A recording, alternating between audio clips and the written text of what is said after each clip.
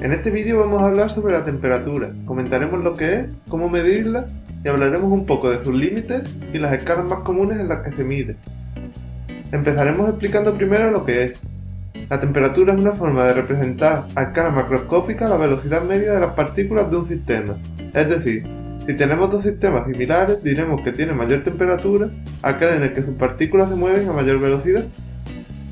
En el caso de los sólidos, en el que las posiciones de sus átomos están más fijas, la temperatura será una medida de la vibración de dichos átomos en torno a sus posiciones de equilibrio. Para medir la temperatura, como todos sabemos, se utiliza un termómetro. Vamos a comentar rápidamente el funcionamiento de los más usuales.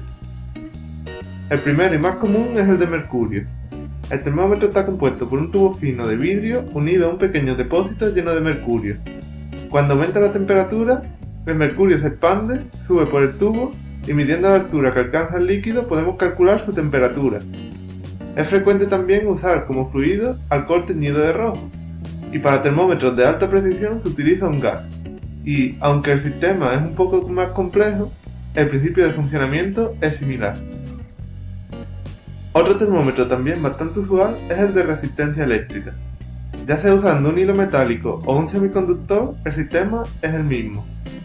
Cuando el material que estamos usando se calienta, su resistencia varía. Usando un circuito eléctrico podemos medir dicha resistencia y a partir de esta medida y las propiedades del material podemos calcular su temperatura. Por último tenemos los pirómetros. Estos termómetros, a diferencia de los anteriores, no necesitan estar en contacto directo con el material que queremos estudiar, y es por eso que se utilizan para medir sustancias que están realmente calientes, como el metal fundido o el café de algunas cafeterías. Su funcionamiento se basa en el hecho de que, simplemente por tener temperatura, los objetos emiten radiación. Inicialmente los más fríos emiten el infrarrojo, pero según se van calentando pueden llegar incluso al espectro visible. Este fenómeno es aprovechado, por ejemplo, por los herreros artesanos que pueden determinar la temperatura óptima para trabajar el metal simplemente con el color con el que brilla. Un pirómetro funciona como el ojo de un herrero, solo que es capaz de medir un rango mayor de longitudes de onda y con un poco más de precisión. A continuación vamos a comentar un par de curiosidades sobre los límites de la temperatura. Empecemos por el límite inferior, el llamado cero absoluto. Físicamente es sencillo de entender. Como vimos al principio, la temperatura es la medida de la velocidad de las partículas de un sistema. El cero absoluto se alcanza cuando las partículas se quedan completamente inmóviles.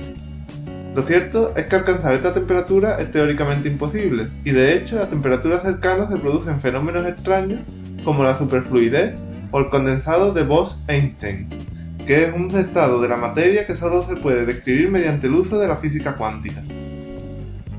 Por otra parte, el límite superior de temperatura se conoce como temperatura de Planck. Se supone que esa es la temperatura que tendría el universo justo tras el Big Bang, y su valor es el que aparece en pantalla. Algo más caliente que eso simplemente no se puede analizar con la física moderna. Por último vamos a comentar las escalas más frecuentes que se usan para medir temperaturas.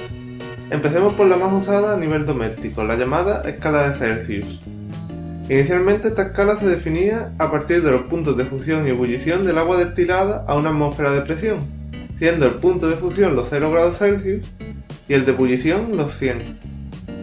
Actualmente se define la escala a partir del punto triple del agua, que es el estado de presión y temperatura en el que coexisten en equilibrio el hielo, el agua líquida y el vapor. Pero no os preocupéis porque la nueva definición se ha hecho de forma que la anterior siga siendo válida. La escala de Kelvin se define de manera similar a la anterior, pero de forma que el cero se sitúa en el cero absoluto. Además, el Kelvin es la unidad oficial de temperatura del Sistema Internacional de Unidades. Pero ojo, la unidad de temperatura se denomina Kelvin y no grado Kelvin. Además, se escribe con minúscula, siempre claro que no esté al principio de una frase o queramos referirnos a famosos científicos. El símbolo, sin embargo, es una K mayúscula. No se puede escribir en minúscula para evitar la confusión con el prefijo kilo, que significa 1000, y tampoco se debe usar el circulito de grado. Por último tenemos la escala Fahrenheit. El origen de esta escala no está muy claro. Algunas teorías afirman que se estableció a partir de una serie de mezclas de sales con hielo y agua. Otras dicen que Fahrenheit marcó como cero la temperatura de un frío día de invierno y tomó la temperatura del cuerpo humano con un poco de fiebre como aproximadamente 100 grados.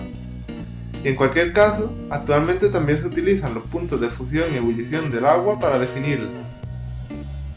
A la escala cuyo grado equivale a 1 grado Fahrenheit, pero en la que el cero se sitúa en el cero absoluto, se le llama escala Rankine, aunque lo cierto es que no tiene demasiadas aplicaciones. A modo de resumen, aquí os dejo una comparativa de las temperaturas de ebullición y fusión del agua y la del cero absoluto en las 4 escalas que hemos mencionado. Y bueno, si te ha gustado este vídeo, pásate por el canal para ver más vídeos de ciencia. Un saludo y hasta la próxima.